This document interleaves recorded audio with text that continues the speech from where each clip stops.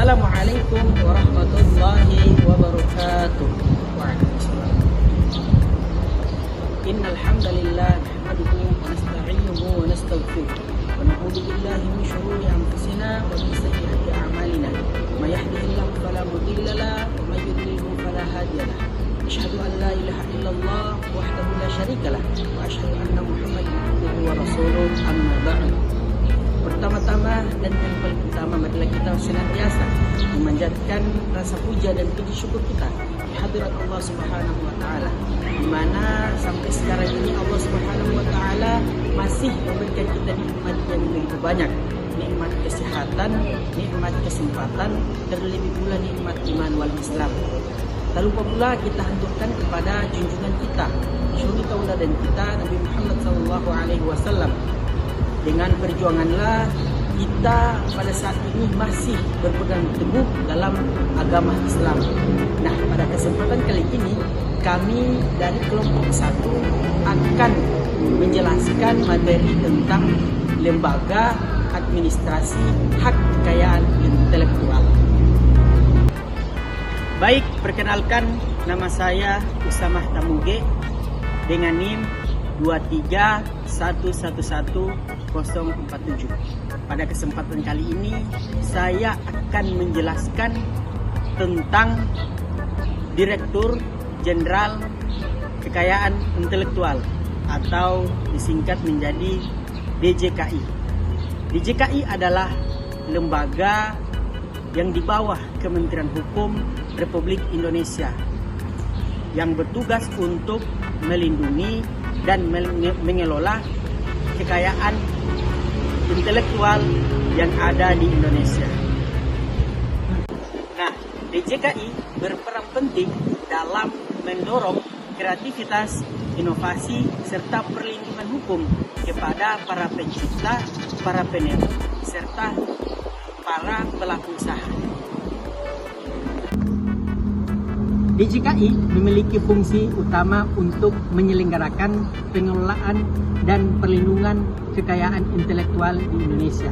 Fungsi-fungsinya meliputi yang pertama, perumusan kebijakan di bidang kekayaan intelektual. Yang kedua, pelaksanaan pendaftaran dan pelayanan hak kekayaan intelektual seperti hak cipta, hak merek, dan hak industri. Dan yang ketiga, pemeriksaan permohonan serta pelayanan hak kekayaan intelektual sesuai ketentuan hukum. Dan yang keempat, perlindungan dan pengelolaan data kekayaan intelektual nasional. Dan yang terakhir yaitu sosialisasi dan edukasi kepada masyarakat mengenai pentingnya kekayaan hak intelektual. Baik, perkenalkan, nama saya Abdullah Hanif Komanda dengan NIM 231111040. Pada saat ini saya akan menjelaskan tentang peran perjanjian TRIPS atau Trade Related Accept of IP Rights, yaitu standar perlindungan hukum HKI pada perdagangan internasional. Ada poin besar. Yang pertama ada kewajiban dan standar perlindungan. Dalam poin pertama menjelaskan, yaitu yang pertama ada standar perlindungan. Mewajibkan perlindungan paten minimal 20 tahun serta perlindungan hak cipta dan perlindungan merek seragam di seluruh dunia. Yang kedua ada international treatment, yaitu melarang diskriminasi. Warga negara asing harus mendapatkan perlindungan yang sama seperti warga negara sendiri.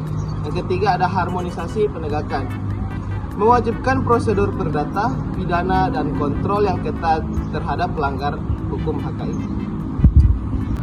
Poin besar kedua yaitu tentang fleksibilitas. Dalam fleksibilitas ada dua poin kecil juga yang menjelaskan tentang yang pertama keseimbangan hak, yang kedua ada lisensi wajib.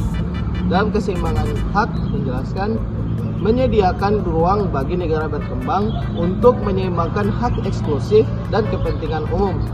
Yang kedua ada lisensi wajib, yaitu izin eksploitasi paten tanpa persetujuan pemegang hak dalam kondisi darurat. Contoh misal seperti obat esensial saat kondisi krisis kesehatan publik. Baik, saya Muhammad Syaril Jalan Manono, NIM 2311046. Saya akan menjelaskan tentang apa itu lembaga administrasi hak kekayaan intelektual.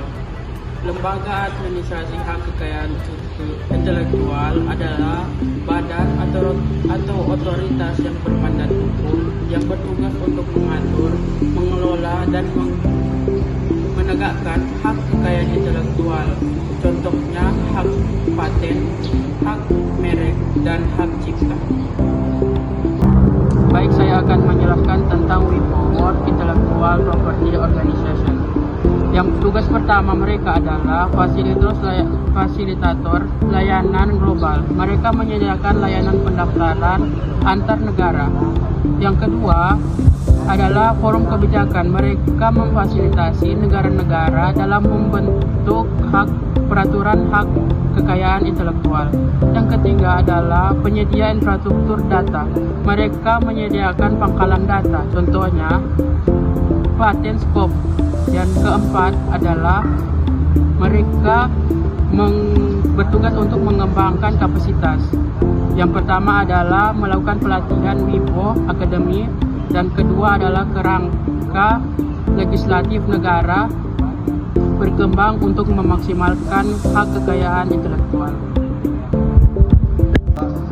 Baik, itu saja penjelasan dari kami tentang Lembaga Administrasi Hak Kekayaan Intelektual. Sekian dari kami. Wabillahi taufiq wal hidayah. Wassalamualaikum warahmatullahi wabarakatuh.